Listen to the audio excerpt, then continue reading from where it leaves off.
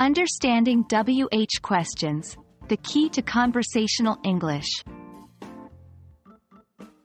Hello, everyone. I'm delighted to have you on board today. In this video, we are going to dive deep into the world of WH questions in English. Understanding and mastering these questions is a crucial part of enhancing your English communication skills. So, without further ado, let's get started. First things first.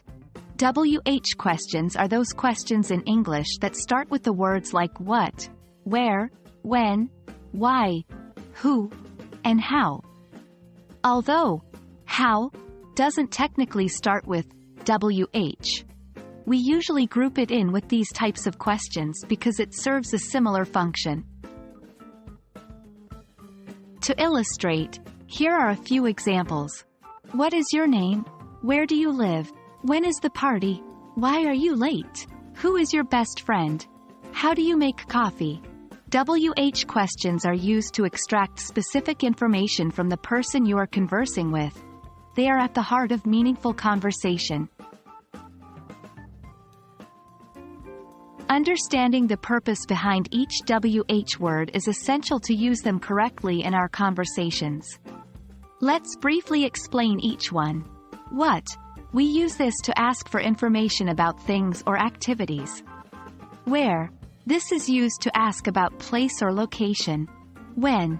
If we need information about time, this is the word we use. Why? This is used to ask for reasons or explanations. Who? We use this to ask about people. How? This is a bit different as it can be used in many ways. Most commonly, we use it to ask about the manner or method of something.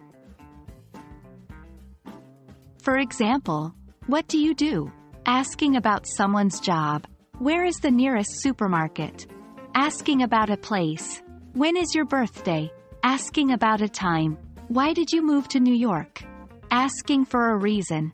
Who is that girl? Asking about a person. How do you cook this dish? Asking about a method. These words help us frame our thoughts into questions, prompting a more detailed response and facilitating engaging conversation. And that's it for today's lesson. We've learned about WH questions, what they are, and why they are essential in conversational English. I hope this video has been helpful in understanding these vital English language components.